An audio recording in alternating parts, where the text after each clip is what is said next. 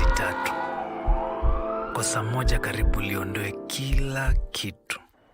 Mwaka moja baada ya kutoka hospitalini, nilihudhuria mafunzo ya jinsi ya kuendesha boda kwa usalama.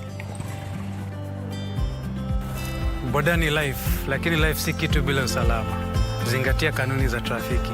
Hakikisha unavaa helmet na reflector jacket wakati wote. Ujumbe huu umeletwa kwako na NTSA kwa ushirikiano na European Union. This World Blood Donor Day, join us in celebrating 20 years of giving. Thanks to blood donors, I'm here today. Your donations gave me a second chance. Our healthcare heroes are grateful for your continued support and compassion. Every drop counts, and every donor is a hero. Join us in making a difference. Happy World Blood Donor Day 2024. This message is brought to you by the Kenya Blood Transfusion and Transplant Service.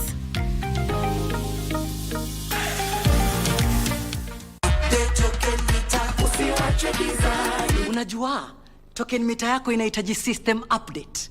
Ni rahisi na ni free. Ukipata ujumbe kutoka Kenya Power, yani SMS, weka kodi ya kwanza kureset, alafu weke kodi ya pili kuupdate ili token mita yako iendelee kufanya kazi kama kawaida. Update token mita yako. Ujumbe huu umeletwa kwako na Kenya Power and Lighting Company.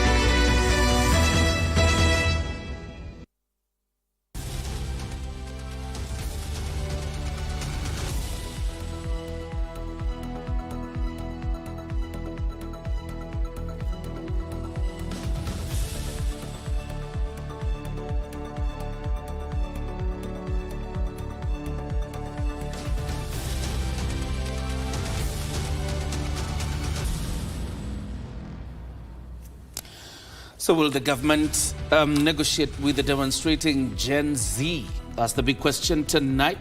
And of course, President William Ruto has directed, or rather pointed towards that direction, that he's ready and willing to listen to their demands. We have that lined up for you in tonight's coverage. Still on that particular note on Gen Z, is this a cadre that is misunderstood and now is up in arms to be heard? That's the conversation tonight on Sunday Express. Here are tonight's highlights.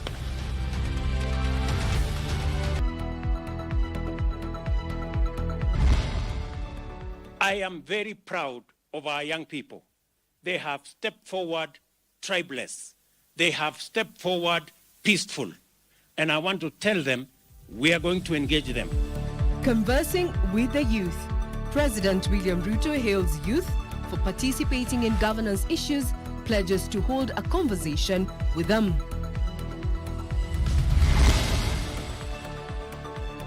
From the streets to the pulpit, clergy call for dialogue on the finance bill as youth take the anti-finance bill campaign to the pulpit. And syndicate unmasked. Director of Press in the Prime Cabinet Secretary Office, Salim Swale, among those arrested for alleged impersonation and defrauding of foreigners. Our sign language interpreter tonight is Lensa Odingo. My name is John Jacob Kioria. You're very much welcome to the broadcast. Good evening, I'm Regina Manyara. And our Sunday sermons across churches were dominated by conversations around the contentious Finance Bill 2024. The sermons were characterized by calls for the government to listen to the voices of the youth, find a compromise and allow them to exercise their right to peaceful protest. This as the youth continued voicing their protests on the contents of a finance bill, both in the church pulpit and the precincts of the church. As is the norm, the Christian faithful flock to the church for the Sunday service. And with the church being accused of adopting a wait-and-see strategy in relation to the ongoing opposition on the finance bill, opponents of the bill, who are largely the youth, had mobilized themselves to flock churches to demand that the men of the cloth take a stand in a campaign dubbed Occupy Churches. And the clergy, perhaps taking cues, sought to disabuse the notion that they were bystanders in the governance affairs of the nation.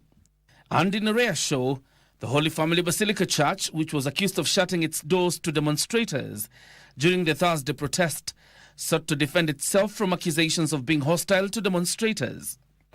The compound hosts a school just on our right, and our personnel constantly maintain the safety of these young children.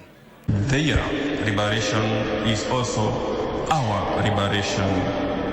If anyone sinks, if anyone drowns, we also drown with them.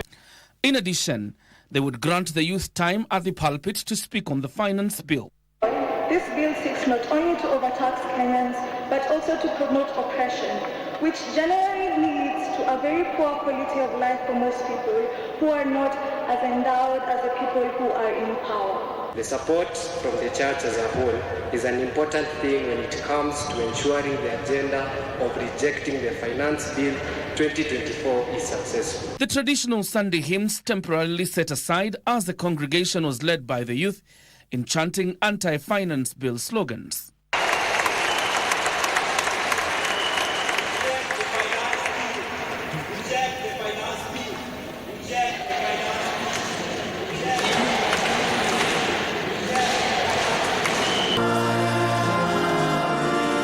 A similar script played out at the All Saints Cathedral Church.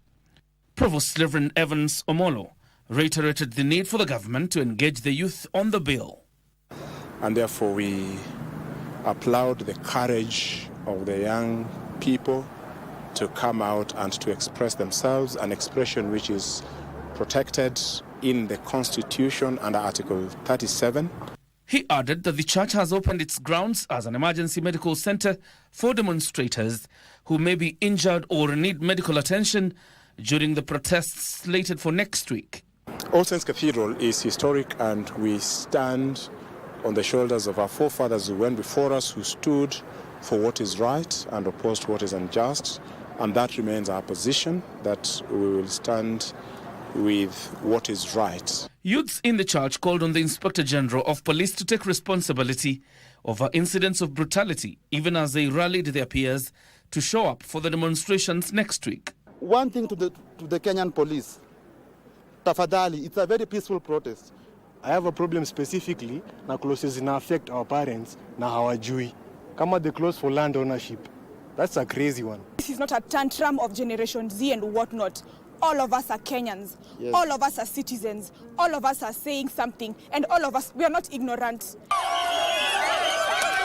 Outside the venue where President William Ruto was attending the consecration of ACK Nyahururu Diocese, Bishop Samson Gashadi, youths chanted anti-finance bill slogans.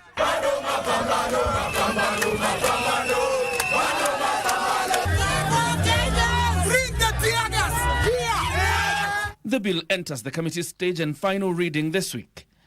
The protesters, however, remain adamant that they want the legislators to reject the bill entirely and not amend it. Now, in the same breath, President William Ruto has hailed the youth for stepping up and participating in the country's governance through their involvement in the debate on the Finance Bill 2024. Ruto, who was attending a church service in Nyahururu, said the youth had united, irrespective of tribe, to voice their concerns, and his government will engage them with a view to addressing the issues. Well, here's our reporter, Abdiaziz Ashim, with the details. President William Ruto, his deputy Rigathi Gachagua, high-ranking government officials and a host of leaders attended the Sunday service at the Anglican Church of Kenya Diocese of Nyahururu.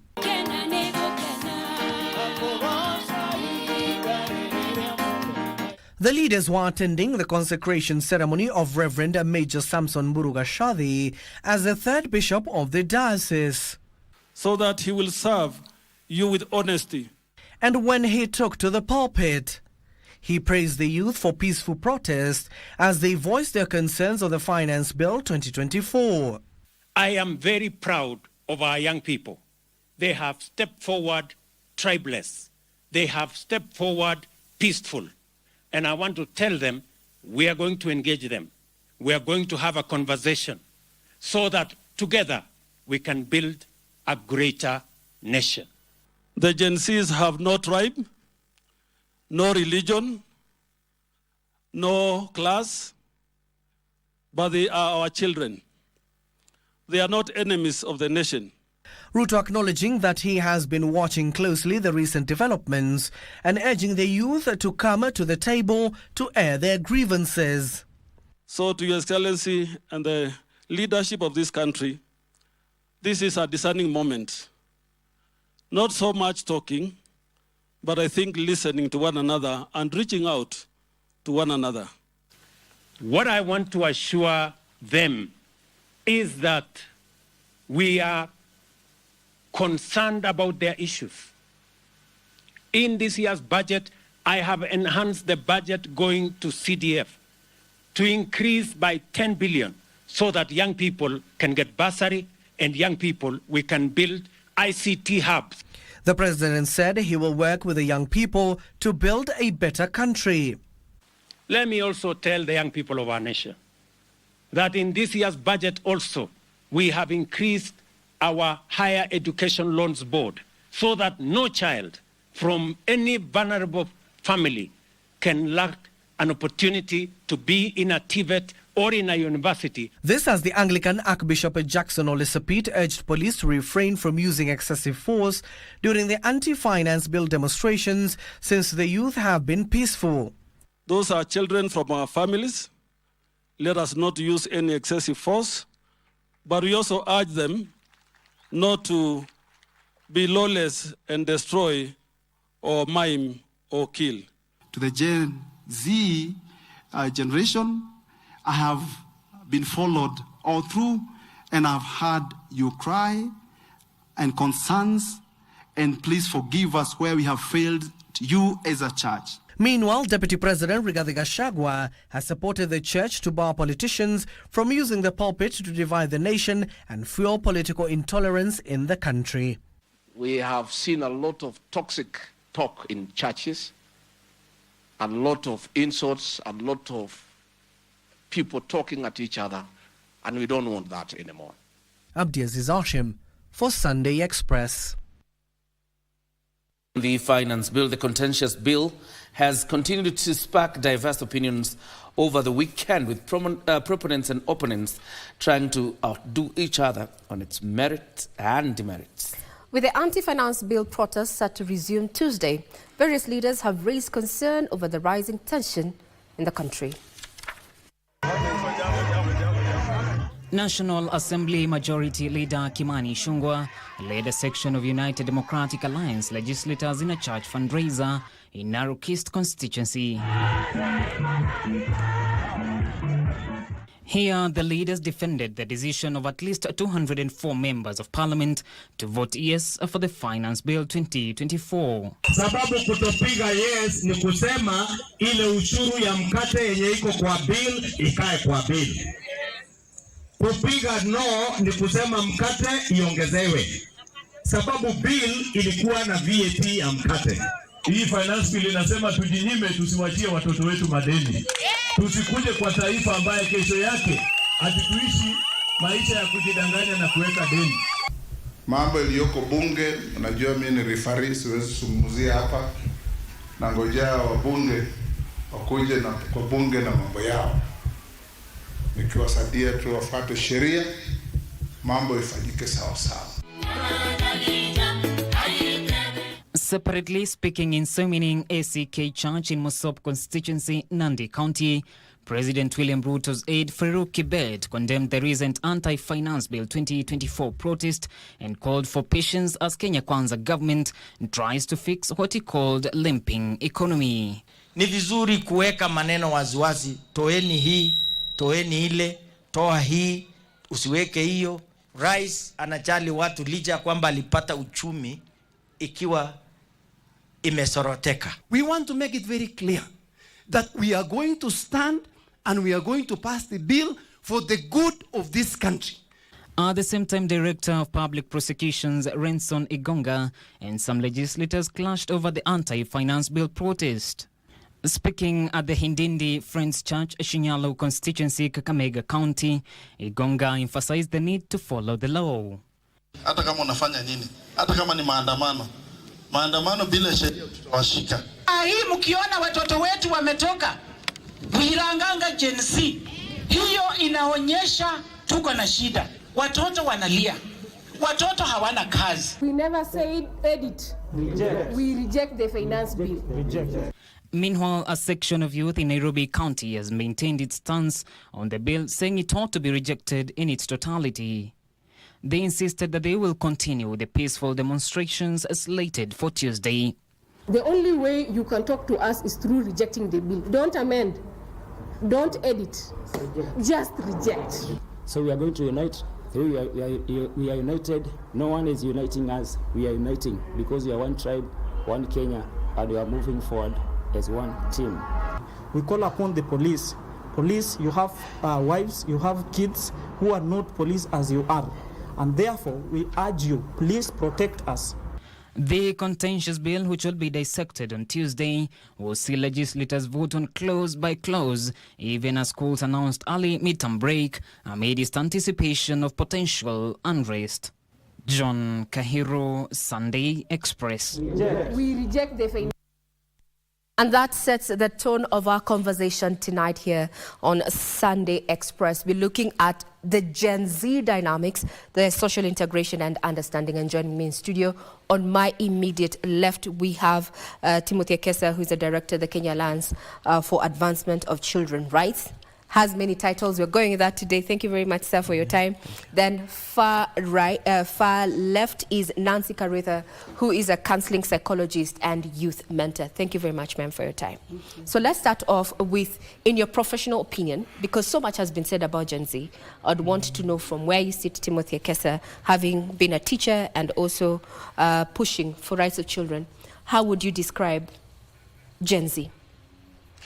I think Gen Z is, they're actually children who have been born mostly in the 80s, in the 90s. And they are children who have enjoyed free primary education, free secondary education, a university education that is subsidized. And majority of them are either in college, they're in university, and some are already working. So it's actually a generation that has grown up when things were a bit better. Generation that has grown up when things were a bit better. So from a counselor point of view, Madam Nancy, how would you best describe Gen Z as a cadre? From a counseling perspective, this is a generation that knows what they want. They have been exposed to this from when they were little. From kindergarten, they know they have a right.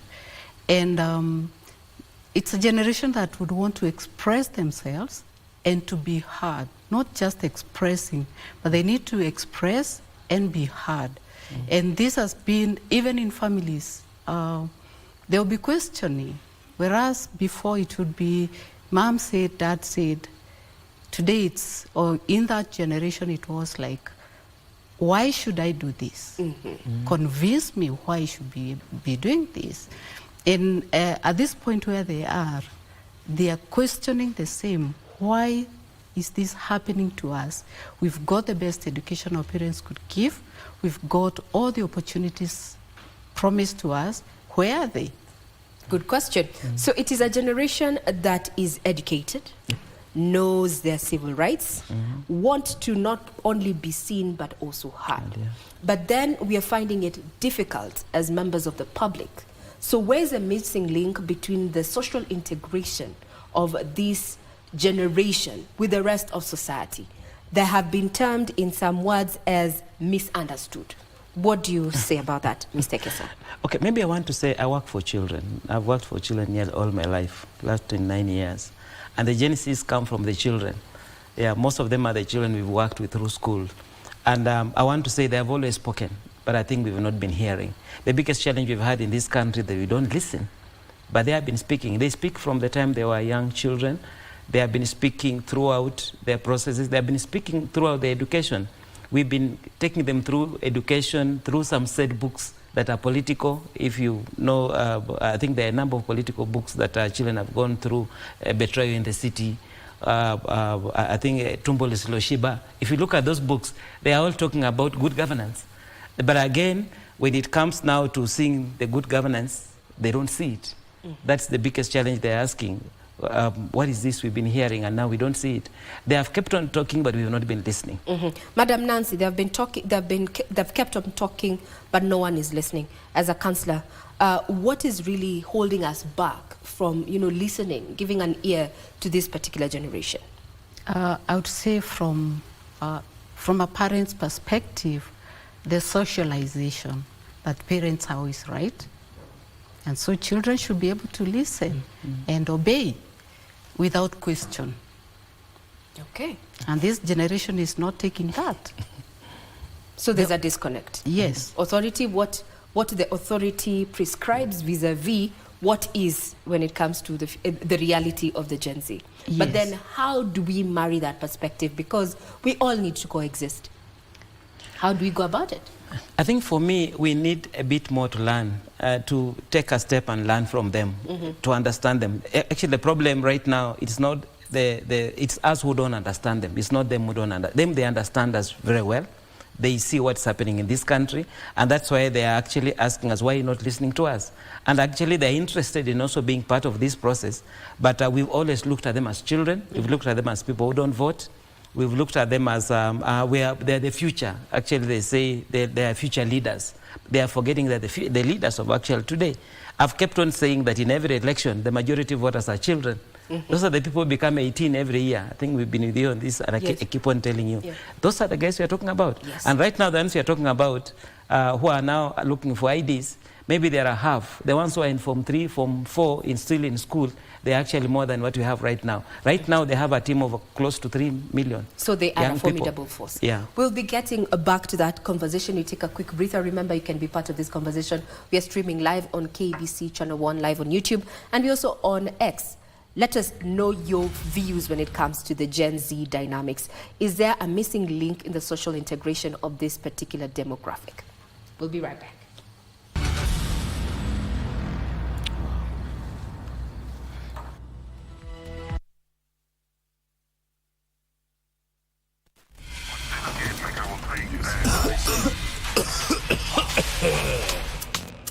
Kikohozi cha muda wowote, kutokwa na jasho kwa wingi usiku, uchungu kwenye kifua, afya kudhoofika, tafuta matibabu.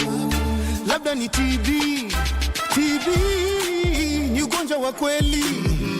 Ukipimwa matibabu yapo utapona. Daktari kushauri tumia dawa kwa nidhamu. Elimu tupashane tupige vita TB.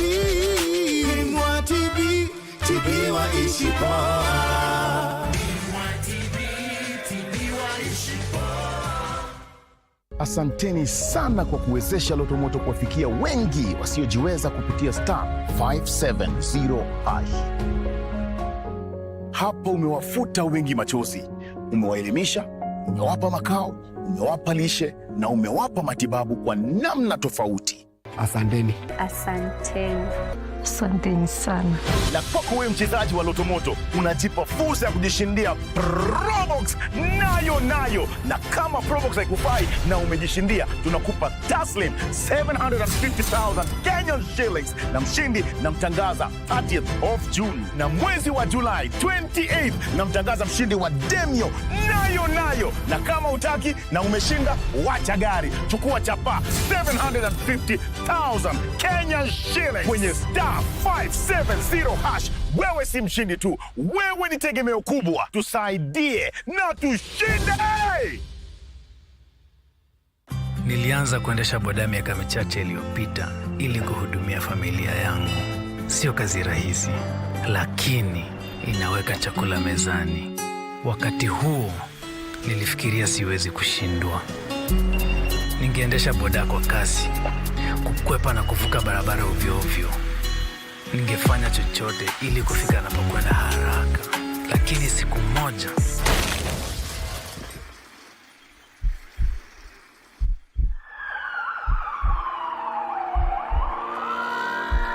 Nilikuwa hospitalini kwa miezi 3. Kosa moja karibu liondoe kila kitu. Mwaka moja baada ya kutoka hospitalini, nilihudhuria mafunzo ya jinsi ya kuendesha boda kwa usalama. Boda ni life, lakini life si kitu bila usalama. Zingatia kanuni za trafiki. Hakikisha unavaa helmet na reflector jacket wakati wote. Ujumbe huu umeletwa kwako na NTSA kwa ushirikiano na European Union. Countries across the world are currently grappling with climate change, a situation that has greatly contributed to frequent and severe droughts in Kenya, negatively affecting livelihoods, ecosystems, and the economy. As a way of mitigating this challenge, the government of Kenya has continued to implement drought resilience and climate adaptation measures to reduce vulnerability and exposure. The National Drought Management Authority, NDMA, is mandated to coordinate the management of drought risk in the country with the view to preventing their slide into emergencies.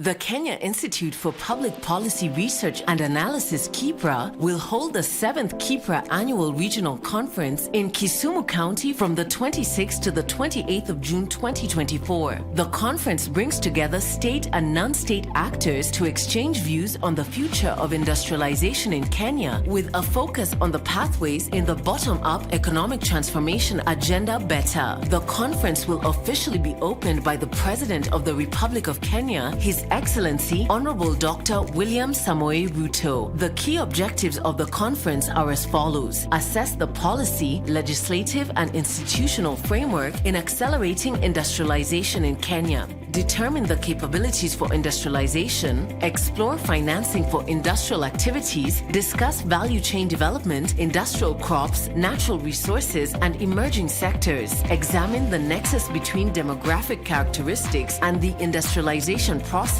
discuss compliance of products to quality and standards, explore opportunities of green industrial initiatives, and explore industrial development enablers at the national and county levels, as well as the reliability and opportunities in industrial data. To learn more about the conference, visit www.kipraconference.org or call 0724 256 078. KIPRA, thinking policy together.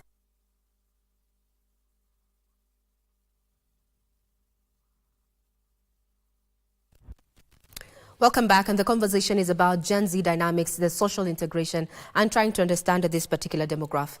And in studio, I have two experts. We have Timothy Ekesa, who's Executive Director of CAC, as well as Nancy Karetha, who is a counseling and youth mentor. Well, before we took a break, we already set the tone and said that this is a demographic that is already here, tech-savvy, knowledgeable, wants to be heard. And has been all their lifetime, as you've said, they've been in school, they've been at home. But then why have we found it, or why has society found it difficult to incorporate what has already been shared by this demographic? And what has been the ripple effect of a seemingly non-hearing society when it comes to the cry of this particular demographic? Let's start off, Madam Nancy, on that particular aspect. From a counseling perspective, what has been the ripple effect of this? This generation, as they are calling themselves Jay-Z, they have been raised with technology. Actually, they are digital tribe, if we can call them that. And it's very hard for someone who is not in their tribe, digital tribe, to understand them. When they see them on the phone, we call them face down. Little do we know that face down, they are generating income using their phone.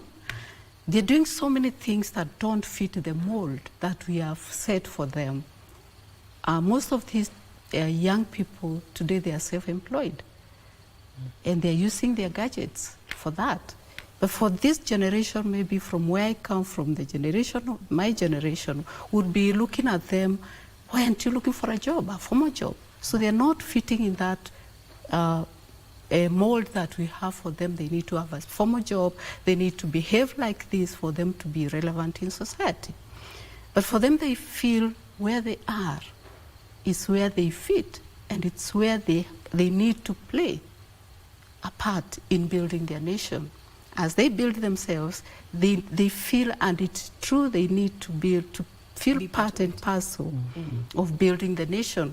But what we do as maybe parents, we kind of squeeze them in because we want them to fit the mold. And that is what they are saying, no, we don't want that. Let us be, and you'll see what we can do. They want to be seen to do what they know best. Now, Timothy Ekesa, from a civil, you're a teacher, you have a background of teaching, you've worked with the children. Is there room for Gen Z in governance as we stand? Yes, there's a lot of room. But maybe just to pick up on the point that she was talking about, it is not just fitting in the mold, it's fitting in our mold, not their mold. I think, you know, we are the parents who say that I don't want my children to go through what I went through. I went to school without shoes, so I want them to have shoes. They have come up with new jobs, which we are not appreciating. Like right now, you look at our government, we keep on promising them that they can go and get jobs abroad. We are bringing you 2,000 jobs. They don't want those jobs.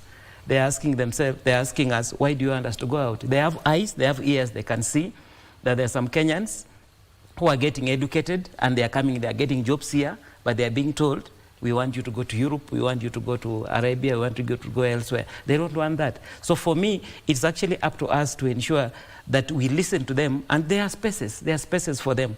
So when we also give them too much promises, and in the end there's nothing happening, they can't see, they get confused. And that's the challenge we've had with the young people.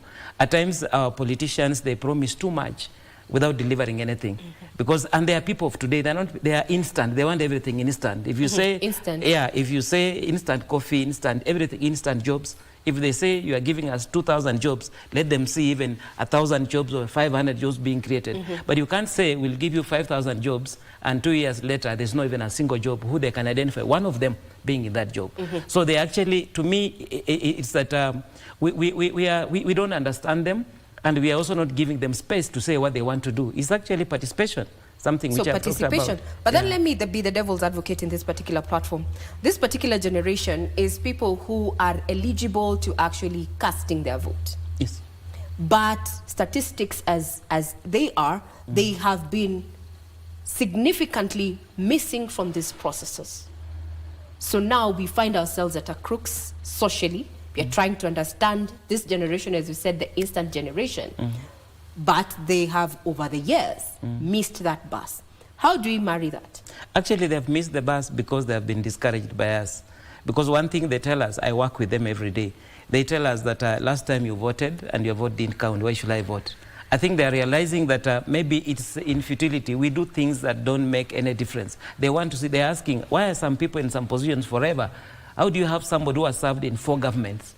The original Kenyatta government, Moi government, the same person up to now, somebody who is over 70 years. So they ask themselves, if somebody 80 years is still serving in government, when will I, 21-year-old, be able to even serve in government? So they actually feel discouraged about it. But let me tell you right now, they have woken up and they are willing to take up votes, and they are willing to vote. That's one thing that they are doing right now. They are promising themselves that they have to vote in the next election. Now, from a psychology and counseling point of view, we already have our Gen Z with us.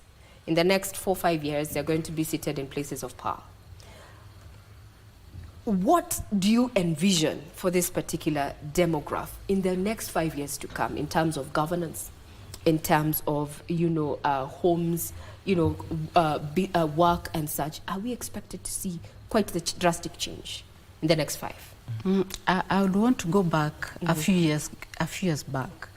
I want to believe, and rightly so, this is the generation that we saw a lot of unrest in schools.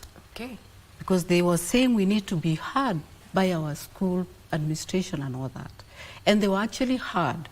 And there were so many changes that happened during that time in schools. I do high school counseling. I know many things have changed since that time. And now they are here again. Now they are saying, okay, you need to listen to us. And over and above that, now they know that they have agency. Their life, their actions matter for something. And in those 5 years you're talking about, they'll be in these big offices probably making decisions and policies. You can be sure they'll make the right policies for this nation because they have actually gone through the transition. Yes. Now, as we come to a close, we have a situation where we have a demographic that is feeling not heard, and they are making us listen, whether we like it or not. Yes? And that's the truth of where we find ourselves.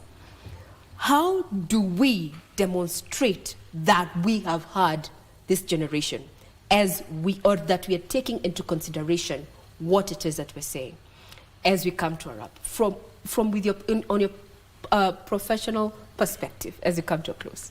Okay, for me, I want to say that as an organization, we already started that. We've been running a program where we're actually getting young people to join our CSOs, boards, to join our organizations, creating space for them and giving them space to expand themselves. Just like she said, they had unrest in schools, the schools were changed, but we didn't change the workplace. So we actually need to change the workplace to fit them, be able to allow them work flexible the way they can, allow them to come up with new ideas, to be able to reinvigorate and bring new ideas to us in what we need to do everywhere. And I think to me this is the work of everybody. It's not just only the government, it's the organizations, it's the companies, the hotels. Everybody need to actually create space for young people. I know the government has already started that program of internship. It's a good thing. But I'm wondering whether it is working. I think we want young people, we need to grow with them. They need actually to grow from school, from college, even when they're still in college, to grow into work. I keep on saying, when you're in primary school, you work so hard to go to high school. When you're in high school, you work so hard to go to university. When you're in university, what do? We don't work hard to. There's a mismatch between our education and our workplace.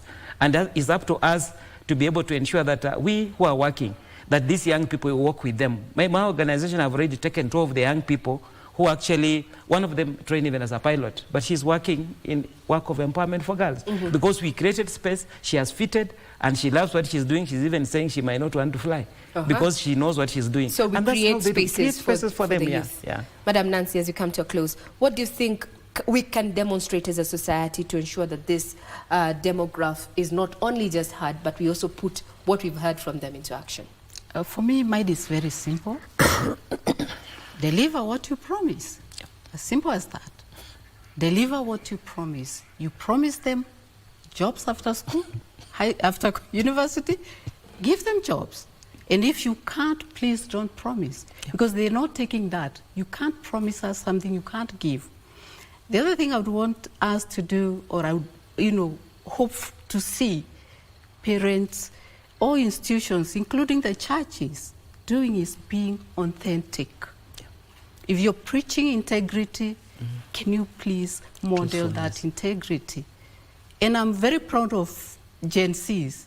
Many of them are my mentees. I know I have quite a number on the streets. And I'm very proud of them because they are actually demonstrating integrity. Wow. So, integrity. If you say something, can you please, we say, walk the talk. Walk the talk. With them, nothing short of that. Walk the talk, and they'll be okay. Very well said. That has been my panel tonight, just trying to unpack the Gen Z dynamics and looking at the social integration and also understanding this particular demographic. And my take home tonight is that this is a demographic that not only wants to be heard, but also wants those that have heard them to deliver.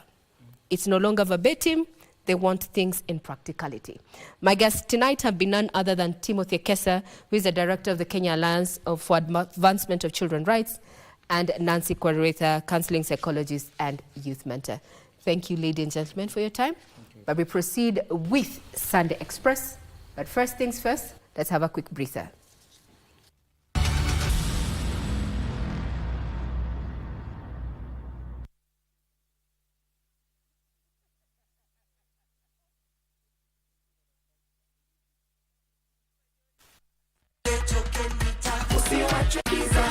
Unajua, token mita yako inahitaji system update. ni rahisi na ni free. Ukipata ujumbe kutoka Kenya Power, yani SMS, weka kodi ya kwanza kureset, alafu weke kodi ya pili kuupdate ili token mita yako iendelee kufanya kazi kama kawaida. Update token mita yako. Ujumbe huu umeletwa kwako na Kenya Power and Lighting Company.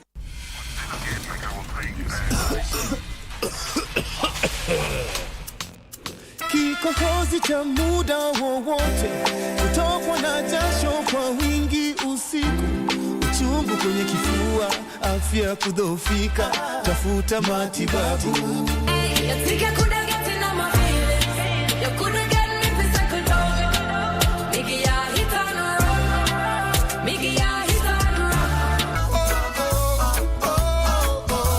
I'm living the dream, yeah. Every day we are go fight. Kimwa TB, TB wa ishi poa. Watch the Mozartbet Cup as teams from both the top tier and low tier battle for the ultimate prize of representing the country in Africa's CAF Confederations Cup. Catch all the action live and exclusive on KBC Channel 1, beginning with a round of 16 matches, the quarter-final, semi-final and the final. Mozartbet Cup, live and exclusive on KBC Channel 1, your true sports partner.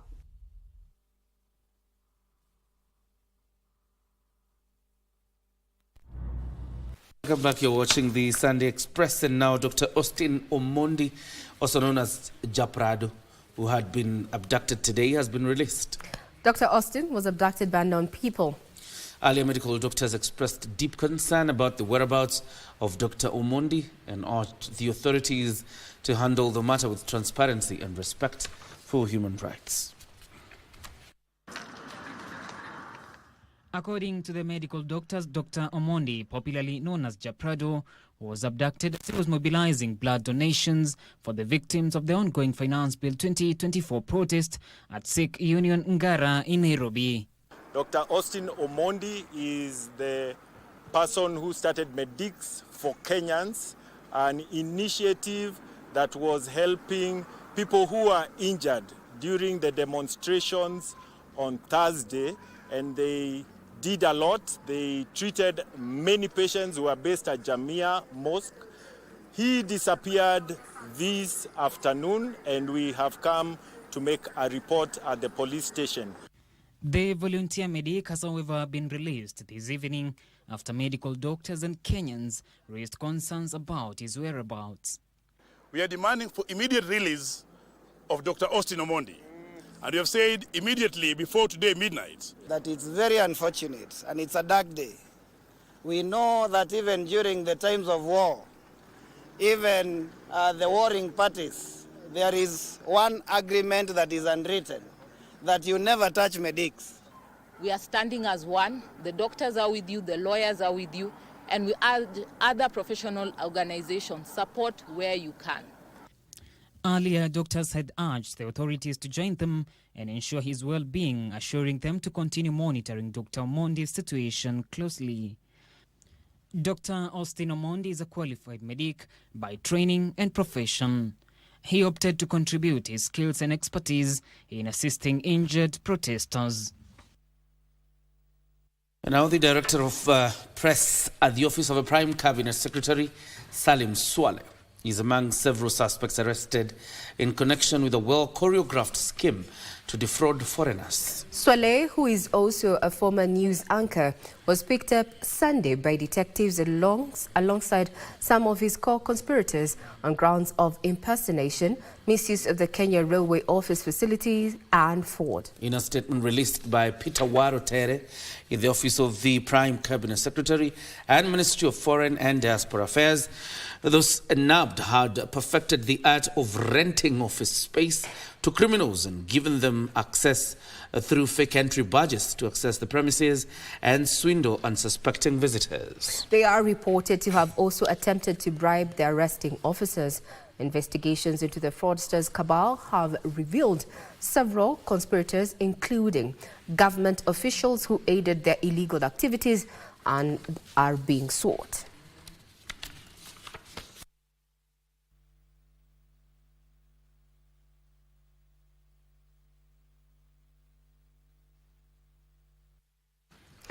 International Widows' Day was marked with calls to prioritize access to justice for widows who often face challenges in accessing their fair share of inheritance, land, pension and social protection. This was the call during the commemoration of a day in Vihiga County.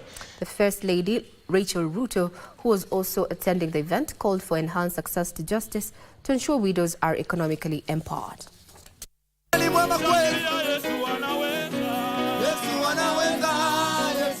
International Widows' Day festivities were held in Vihiga under the theme Accelerating the Achievement of Gender Equality. Here, First Lady Rachel Ruto acknowledged widows for their resilience and significant contribution to the society in achieving the gender equity. Haki ya kupata habari sahihi kuhusu mgao wao wa urithi, shamba, rasilimali za kuzalisha pamoja na malipo ya uzeeni. The First Lady challenged stakeholders to join hands and support widows in accessing justice. Tunawawezesha kujenga upya maisha yao ili kuwawezesha kujimudu na familia zao. Vihiga Governor Wilbur Otichilo called for a survey to take stock on the number of widows. We are working very closely na national government to ensure that land matters kwa wajane are addressed without delay. Anne Wangombe, Principal Secretary in the State Department of Gender and Affirmative Action, said the government will improve the welfare of widows through several policies, including the National Gender Policy and the National Policy on the Eradication of Gender-Based Violence. Kwa kina mama wajane, serikali imeweka mikakati. Kama ni sheria ipo. Mwaka nenda, mwaka rudi, wamekimbizwa na in-laws. Kwa tushirikiane mashirika, serikali ya kaunti na serikali kuu ili wajane wapate haki yao. Irene Mchuma Udim, Sunday Express. The government and UNESCO have jointly organized the Eastern Africa Sub-Regional Forum on Artificial Intelligence conference, which kicks off Monday, the 26th to the 28th of this week. The forum will bring together 15 education ministers from the region, innovators and hundreds of delegates to discuss and explore the potential of AI in the region. Basic Education Principal Secretary Dr. Bello Kipsang will Monday officiate the opening ceremony, with ministers expected to collectively address the region's challenges through the lens of AI. The conference comes at a time when many sectors of the economy are increasingly adopting and integrating artificial intelligence into their operations to bolster efficiency and maximize their performance. The AI Forum is coming at a time when the whole world is making a major paradigm shift.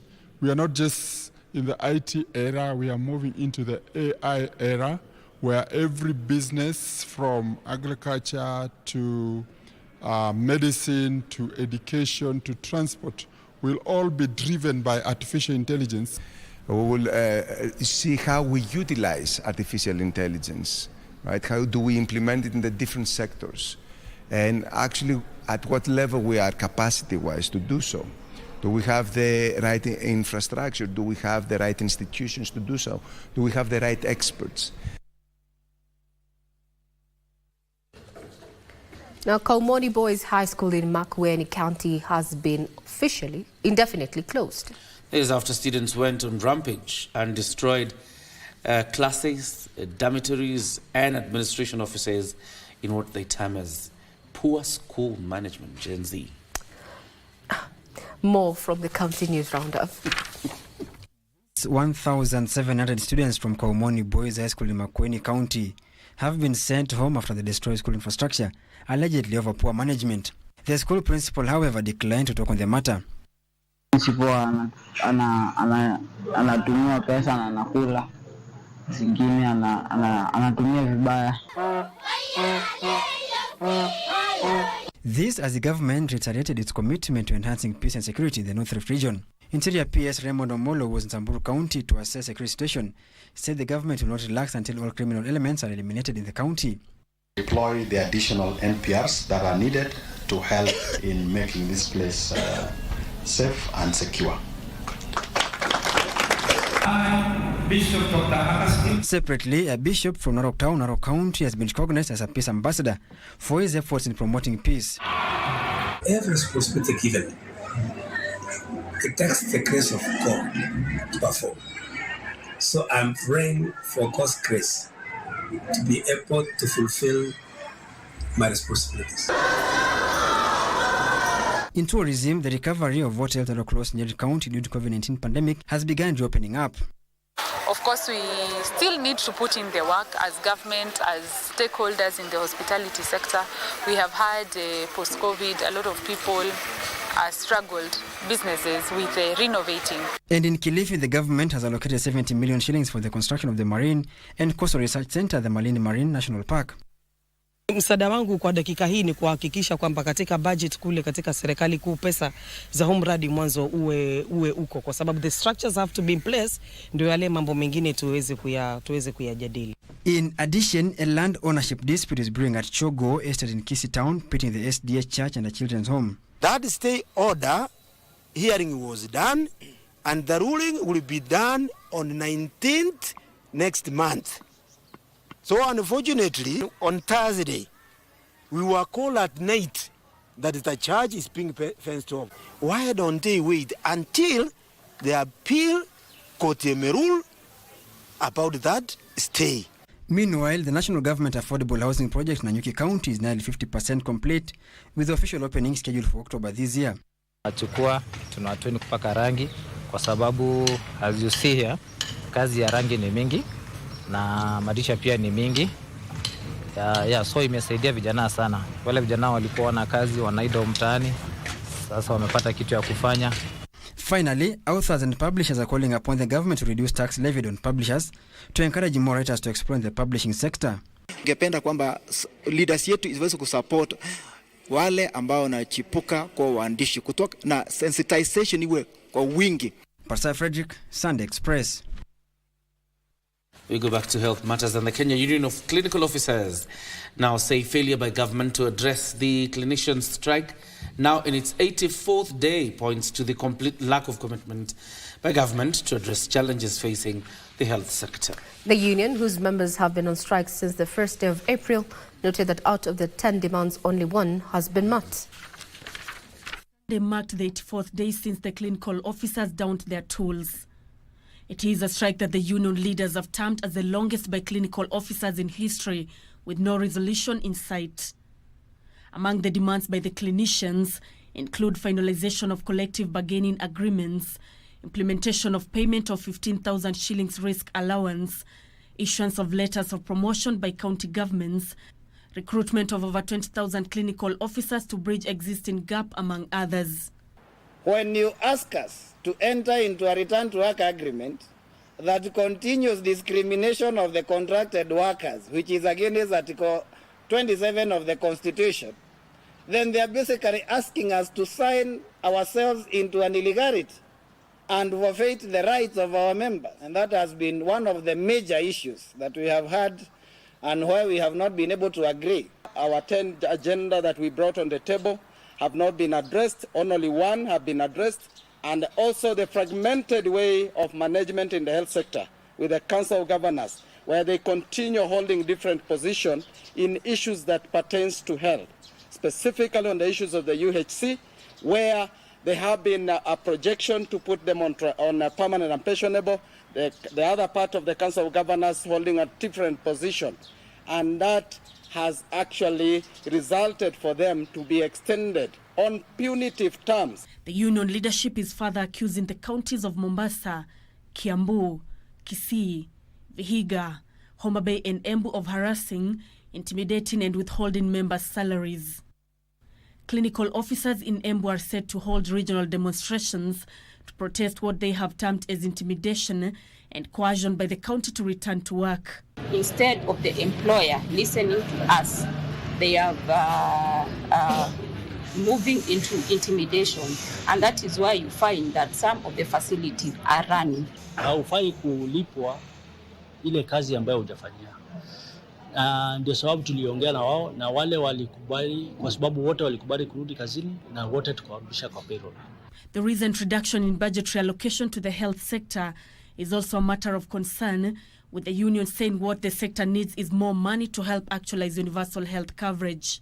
So how can you be on one side, you are saying that you want to guarantee Kenyans of their health, you want to improve the quality of the services you provide, but then on the other side you are cutting down on the budget. The union, however, says its members will provide and coordinate medical emergency response teams in all affected counties during the planned Tuesday demonstrations to ensure timely medical intervention for those who may need it.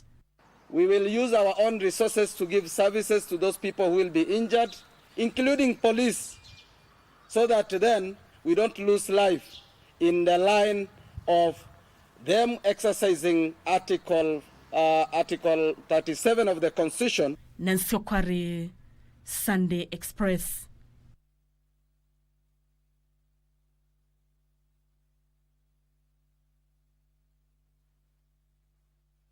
For the meat pearls in Japan at the moment. Gained a contract, the first ever.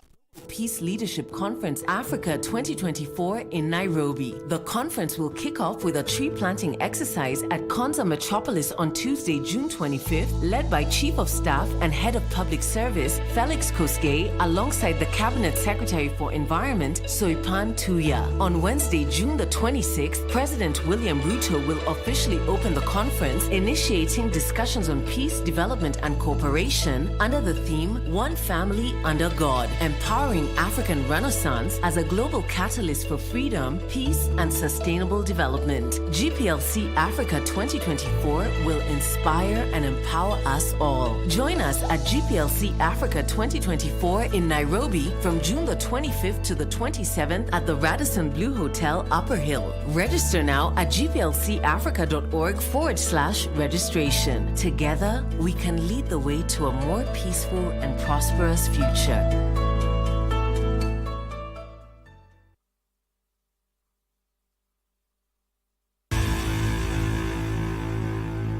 Sports News is brought to you by Mozart Bet. My name is Daniel Wahome and welcome to Sunday Express Sport. Now, the hopes of Kenya's women's rugby team, the Lionesses, of joining Shujaa at the Paris Olympics Rugby Sevens tournament were crushed today by China, who beat them 24-7 in the finals of the World Rugby Sevens repechage tournament at the Stade Louis d'Or in Monaco to grab the sole ticket to the games. It was another heartbreaking loss at the death for the Lionesses, who missed the automatic ticket in the finals of the Africa Cup to South Africa. The Olympic repechage tournament offered another chance for them to book their ticket, and they were on the right track before the Chinese heartbreak. The Kenyan ladies had qualified for the finals when they overcame Czechia 12-10 in the Cup semi-finals, thanks to tries from Janet Shebesh Okello and Sinade Nyachio. They completed a ball of Argentina, whom they beat 15-12 in the quarterfinal, thanks to tries from Grace Okulu, Janet Okolo, and Stella Wafula, who were also inspirational in the group stages when Kenya beat Argentina 19-17 in their final Group D match after seeing off Samoa 31-5. South Africa will join their women's counterpart in the 2024 Olympic Games after overcoming Great Britain in the men's finals. Position here with Dolajilova. Dolajilova looking for help, finding. Oh, no one at home for Kenya and Czechia. Now, the Kenya under-17 women's team will make their debut against England in the 2024 FIFA Under-17 Women's World Cup. This was revealed today after the draw was conducted in Santo Domingo in the Dominican Republic.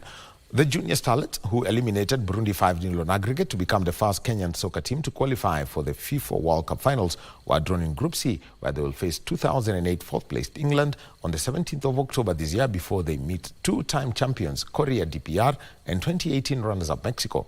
The Copa Princesses of Zambia, who will be returning to the finals after 10 years following their 3-1 aggregate win over Morocco, will meet Brazil, Japan and debutants Poland in Group D. Reigning champions Spain are in Group B with the USA, Korea Republic and Colombia, Well, the 2022 bronze medalist, the Flamingos of Nigeria, who eliminated Liberia 6-1 on aggregate in the final round of qualifiers, are placed in Group A alongside debutants Ecuador, New Zealand and hosts the Dominican Republic. The FIFA Under-17 Women's World Cup will be held from the 16th of October to the 3rd of November this year in the Dominican Republic.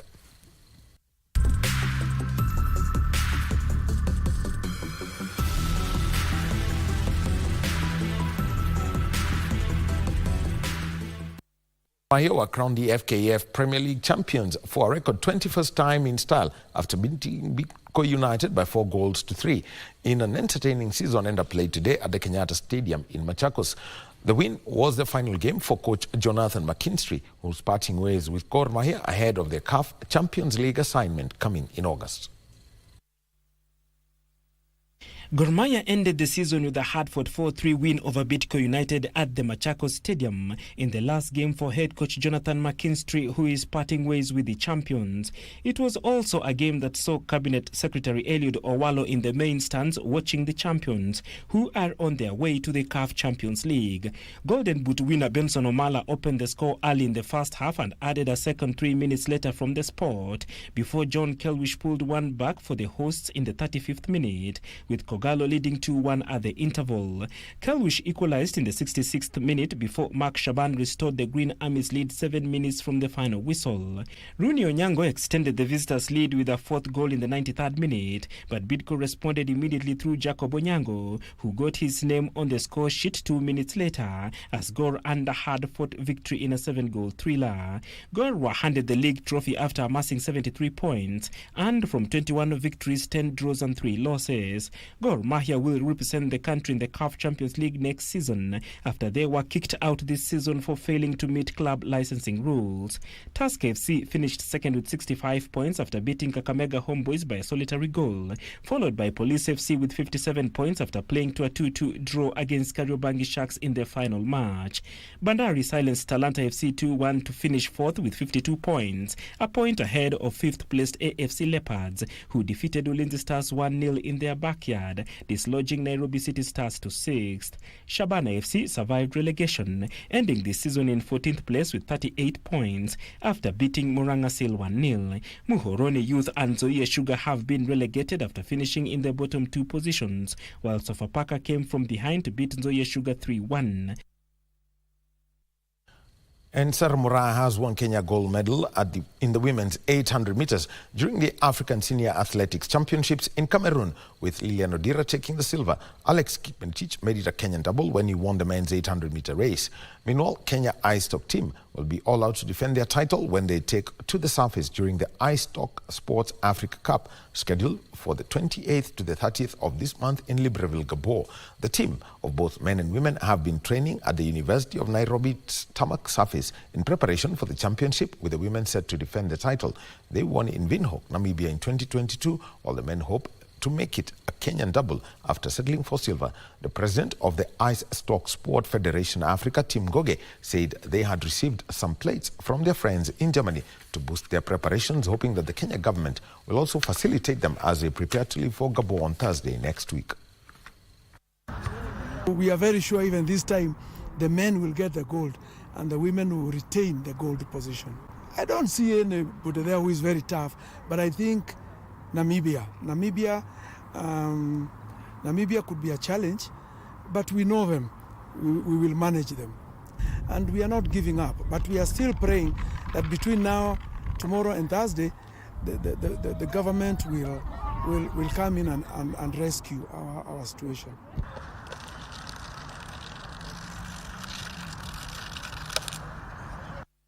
That's sport for tonight, more tomorrow. But remember, join us tomorrow at 10 a.m. our Sport Check, where we take a look at Scrabble, chess, boxing. So all that happening from 10 a.m. till noon. My name is Daniel Wahome. Have a very good evening. Back to John Jacob Kioria and Regina Manyara.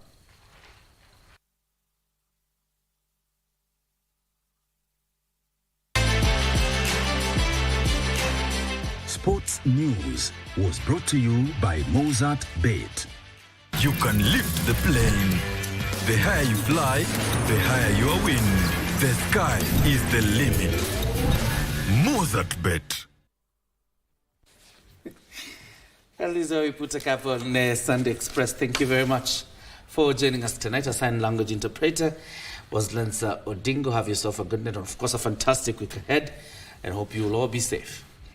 Safety first, as we approach the week. And to just quote Mark Twain, he says, may a majority die at 27, but are buried at 72. Have a great week ahead. I'm Regina Manyara.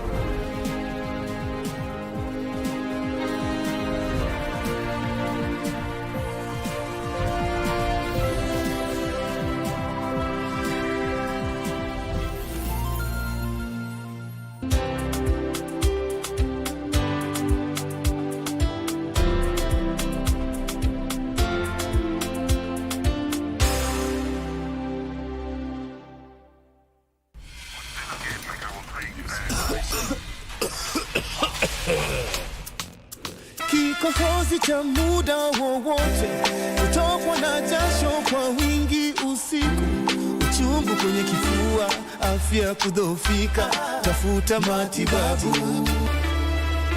Leo pia furahia uovu ulimfanyia ndugu yako, lakini siku yako iko.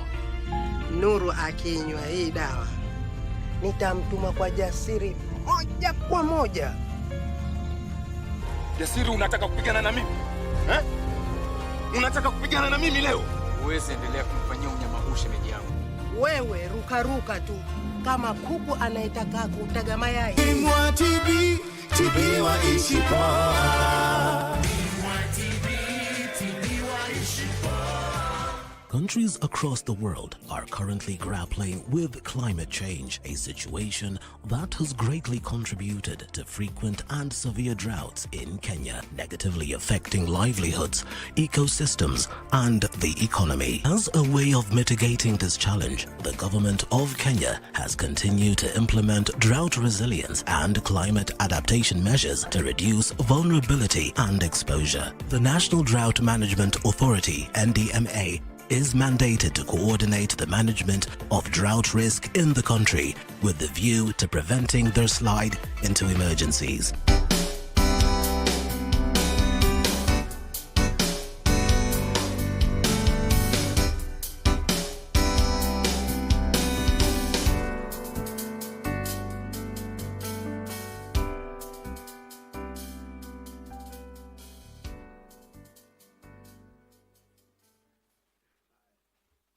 This World Blood Donor Day, join us in celebrating 20 years of giving. Thanks to blood donors, I'm here today. Your donations gave me a second chance.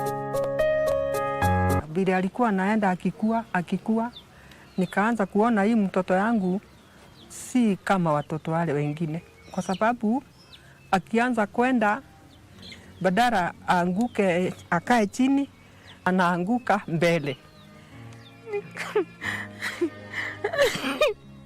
Join us in making a difference. Happy World Blood Donor Day 2024.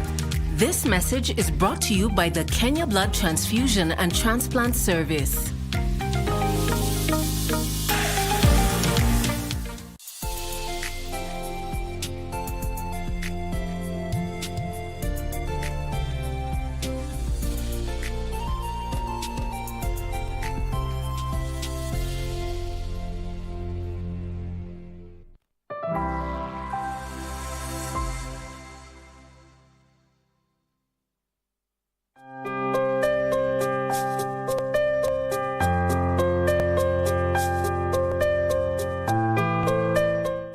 Hello, good people.